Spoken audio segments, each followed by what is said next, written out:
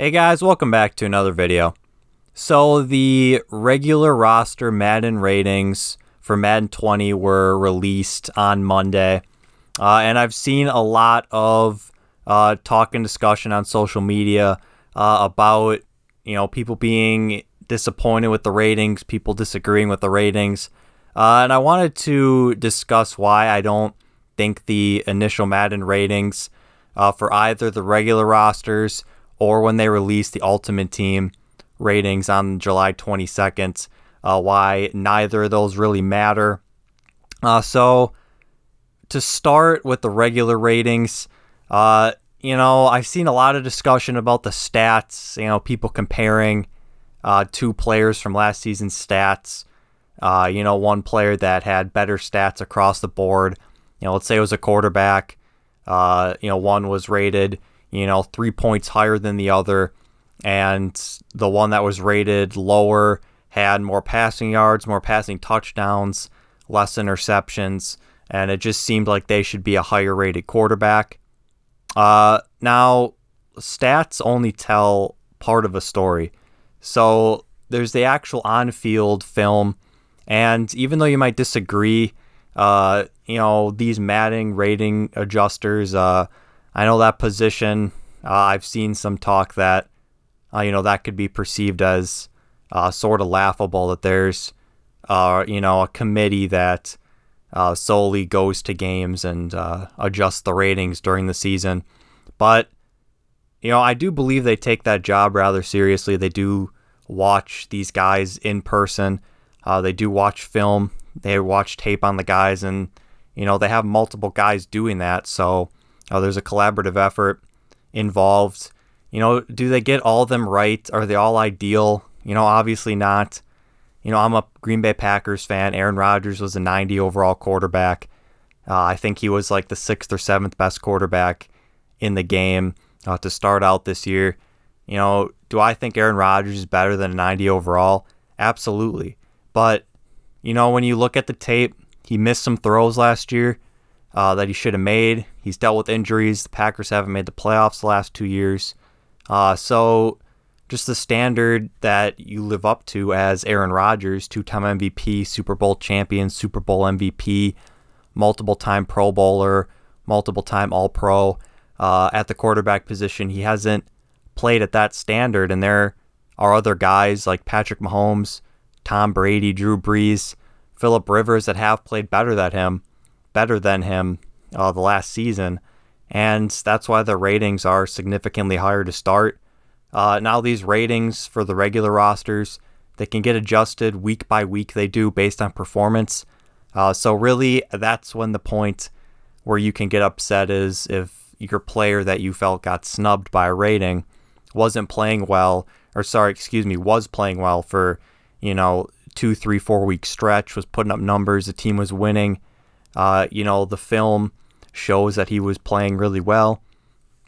He was dominating his individual matchup and or the collective team, and they're not giving him love then that's sort of when you can have a gripe with the ratings. But, the initial roster ratings, training camp hasn't even started. We haven't even gotten to preseason games yet.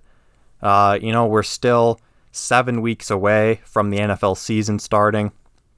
So I think at this point, it's obviously a marketing tool to get people talking, to get the NFL players talking, get people hyped up for the game, even if it's, sort of negative publicity in a sense that, people are disappointed and they're, sending out tweets, saying that they're not going to play the game. I saw Keenan Allen say he's not going to play Madden 20 because, he's an 89 overall, and his route running is low and his speed is low and all this. You get people saying that they can't believe their favorite player, got a certain rating or they're not as good as another player. That's really just all, hype and discussion leading up to the game and, sparking debate leading up to the release of Madden 20. We see it every year. And by the start of the regular season, these ratings, for the most part, I think once you actually get and these players are playing meaningful NFL games during the regular season, I think you see the ratings start to reflect who they are. There are obviously some exceptions to that rule. Some ratings end up being still too low. Some are still too high. It's hard to be perfect rating every single player in the NFL. But, I think at this point in the year, the ratings are the initial ratings. And, that can be disappointing if you're starting out, franchise right away and you feel like the players that you're playing with on the team that you're playing with or managing, you feel that they don't accurately reflect, their real NFL counterpart. But, that is unfortunate. But as the year progresses, for the most part, the ratings do start to assimilate and start to represent who that player is. I think the X factor and superstar abilities will make those players play like they do in real life. You start to see more animations that better reflect those players. Another thing I wanted to go over was the ratings stretch. So EA released a blog showing how they're stretching out their ratings this year. Generally in the past, ratings really only went from 70 to 100 in terms of overall. There was some 60s, very few 50s, but this year you're going to see a lot more 60s, a lot more 50s in terms of overall ratings as well as individual ratings, like speed, throw power, throw accuracy, route running, block shed. Those individual ratings as well as the player overall ratings stretch more from, I believe, 50 to 100. And that's meant to make the more elite players play like elite players. So because of that rating stretch, people are seeing like speed, like a wide receiver speed's at 84 and they think it should be at like 92.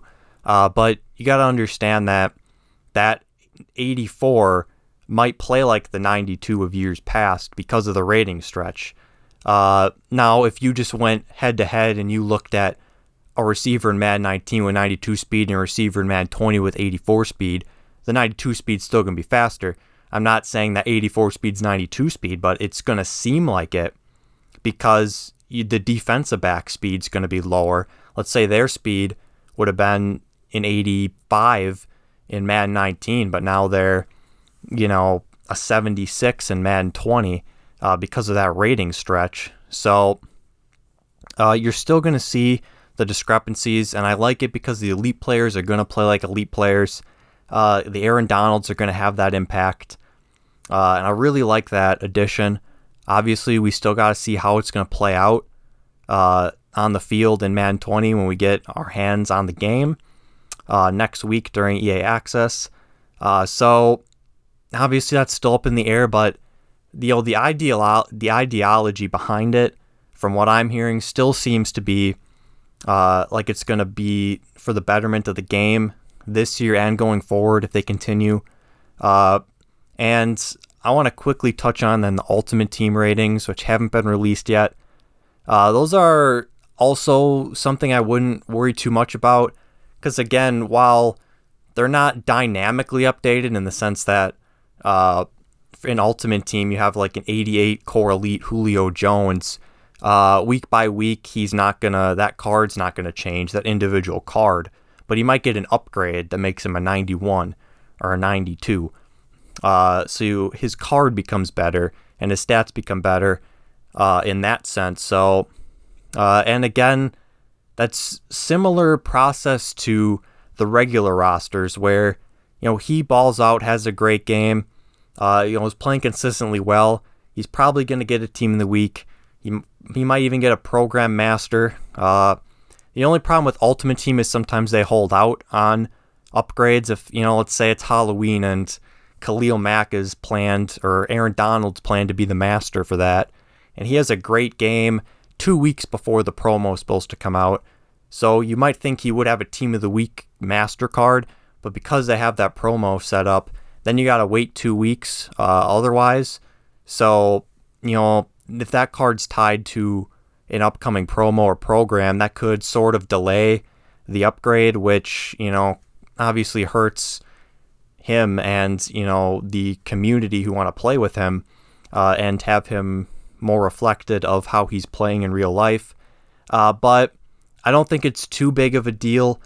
Obviously, it would be ideal that, like the regular rosters, when he has a great game, his overall, his stats go up. When he doesn't, it goes down. Like dynamic. I don't know if anyone's played 2K. Last year they had the dynamic cards. I forget what they called them. It was dynamic something, but basically the concept was when they had a good game, they had a week that was good, their rating would go up, their stats would go up. When they were cold, they would go down. I think Madden shies away for that in Ultimate Team because they don't want players to invest in cards that are going to get worse over time or have the potential to get worse over time.